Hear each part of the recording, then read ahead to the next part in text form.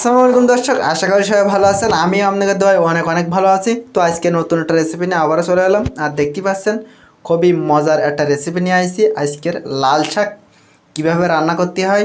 তো আমি কিন্তু আগে থেকেই খুবই সুন্দর করে শাকটা খুবই সুন্দর করে ধুয়ে নিয়েছি। ধুয়ে কিন্তু খুবই সুন্দর করে কেটে নিয়েছি। কেটে নেওয়ার পরে আবার ধুয়ে নিয়েছি। আর এখন চলে যাবো মশলাগুলি, কী কী মশলা দেবো।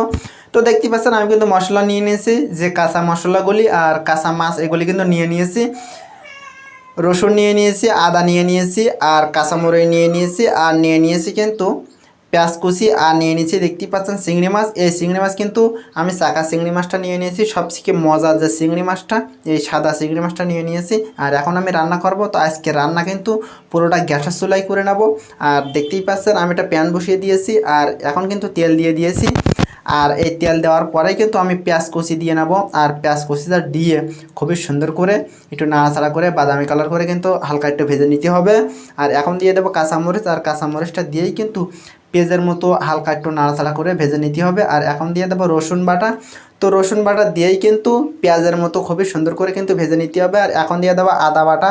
আর আদা বাটাটা দিয়েই কিন্তু খুবই সুন্দর করে, যত সময় আদার ভিতরে পানি থাকে তত সময় কিন্তু খুবই সুন্দর করে ভেজে নিতে হবে। আর এখন দিয়ে দেব চিংড়ি মাছটা দিয়ে দেবো। তো চিংড়ি মাছ কিন্তু এই মশলা আপনার ভাজার ভিতরে কিন্তু চিংড়ি মাছটা দিয়ে দিতে হবে, তাহলে কিন্তু এই মশলার সাথে চিংড়ি মাছটাও খুবই সুন্দর ভাজার হবে। আর ভাজা হয়ে গেলে কিন্তু শাকটা অনেক মজার হবে। তাই কিন্তু আমি কিন্তু এই মশলার সাথে হলুদ দেওয়ার আগেই কিন্তু আমি এই চিংড়ি মাছটা দিয়ে নিয়েছি। আর এই পেঁয়াজ ভাজা আর এই রসুনের সাথে কিন্তু খুবই সুন্দর করে লবণ টবণ দিয়ে কিন্তু খুব সুন্দর করে ভেজে নিয়েছি। তো আপনারা চেষ্টা করবেন এভাবে ভেজে নেওয়ার। তো আমি কিন্তু সুন্দর করে এই চিংড়ি মাছ কিন্তু এই মশলার সাথে খুব সুন্দর করে ভেজে নিচ্ছি। তো এখন কিন্তু লবণ দিয়ে দিয়েছি, আর লবণটা দিয়ে পেঁয়াজের ভিতরে আর রসুনের ভিতরে আদার ভিতরে যত সময় পানি থাকে খুব সুন্দর করে ভেজে নেবো। আর এখন দিয়ে দেবো হলুদের গুঁড়া। আমি কিন্তু ওই মশলাগুলো খুব সুন্দর করে যত সময় পানি ছিল তত সময় কিন্তু ভেজে নিয়েছি হালকা করে। আর এখন হলুদ দিয়ে দিয়েছি। আর হলুদটা দেওয়ার পরে হলুদি যত সময় গন্ধ খায় হলুদির, তত সময় কিন্তু খুবই সুন্দর করে হলুদটা আর এই মশলাগুলি আর মাছটা খুবই সুন্দর করে এভাবে নাড়াচাড়া করে একটু ভেজে নিতে হবে, তাহলে কিন্তু অনেক মজার হবে শাকটা। তো আমি কিন্তু মশলাগুলি সুন্দর করে কষিয়ে নিয়েছি। আর এখন আমি এই শাকগুলি ওতে অ্যাড করে দেবো, দিয়েই কিন্তু খুবই সুন্দর করে মিক্সার করে দেবো। আর শাকে সবসময় চেষ্টা করবেন আগে থেকে খুবই সুন্দর করে ধুয়ে পানি ঝরিয়ে রেখে দেওয়ার জন্য, তাহলে কিন্তু এই মশলাটা শাকের ভিতরে খুবই সুন্দর ঢুকবে আর অনেক মজার হবে শাকটা খাতি। তো এই শাকগুলি কিন্তু আমি দিয়ে দিয়েছি। আর এখন আমি একটু মিক্সার করে দেবো আর একটু ঢেকে রেখে দেবো। তো আমি কিন্তু ঢেকে রেখে দিয়েছি। আর এখন দেখতেই পাচ্ছেন খুবই সুন্দর করে কিন্তু আমি কিছুক্ষণ পরে এসে আবার খুলেছি, খোলার পরেই কিন্তু একটু নাড়াচাড়া করে দেবো, একটু মিক্সার করে দেবো। তো আমি কিন্তু দেখতেই পাচ্ছেন খুবই সুন্দর করে কিন্তু মিক্সার করে দিয়েছি। এখন কিন্তু পরিমাণ মতো একটু পানি দিয়ে খুবই সুন্দর করে ঢেকে রেখে দিতে হবে। আর ঢেকে রেখে দিয়েছি দেখতেই পাচ্ছেন। তো আজকে রেসিপিটা দেখতেই পাচ্ছেন কতটা সুন্দর করে আমি রান্না করে নিয়েছি। আর এখন আমি জিরা দিয়ে নেব। তো জিরাগুলো কিন্তু আমি সুন্দর করে হালকা ভেজে ব্লেন্ডার করে গুঁড়া করে নেব।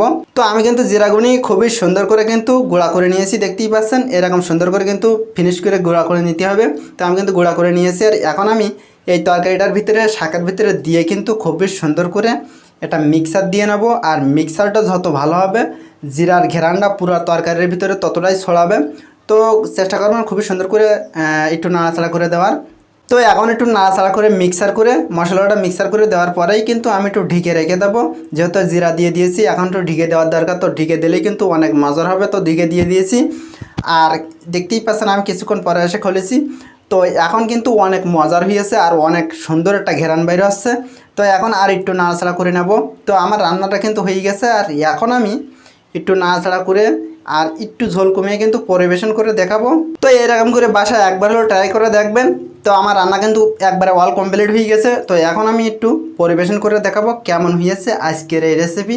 তো দেখতেই পাচ্ছেন অনেক মজার এই রেসিপি, বাসায় একবার হলেও ট্রাই করে দেখবেন এইভাবে রান্না করে নেবার, তাহলে কিন্তু অনেক মজার হবে। আর আজকের এই রেসিপি কিন্তু ছোট বড় সবার পছন্দের আর স্বাস্থ্যকর একটা রেসিপি।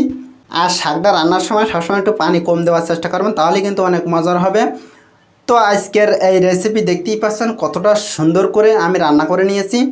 তো আজকের রেসিপি অনেক মজার হয়েছে। তো বাসায় একবার হলেও এইভাবে ট্রাই করে দেখবেন, অনেক মজার হবে এই রেসিপি এইভাবে রান্না করলে। তো আজকের এই রেসিপির ভিডিও যদি আপনার ভালো লেগে থাকে অবশ্যই একটি লাইক দিয়ে দেবেন আর বেশি বেশি বন্ধুর কাছে শেয়ার করবেন। আর আপনি যদি এই চ্যানেলে নতুন দর্শক হয়ে থাকেন অবশ্যই চ্যানেলটি ছোটো ভাই মনে করে সাবস্ক্রাইব করে দেবেন। আর পাশের বেল আইকনটা প্রেস করে দেবেন, তাহলেই আমার দেওয়া নিত্য নতুন রেসিপির ভিডিও সবার আগে চলে যাবে আপনার কাছে। তো আজকের এই রেসিপির ভিডিও এই পর্যন্ত। দেখা হবে অন্য কোনো দিন অন্য কোনো নতুন রেসিপির ভিডিও নিয়ে। সেই পর্যন্ত সবাই ভালো থাকেন, সুস্থ থাকেন। আল্লাহ হাফেজ।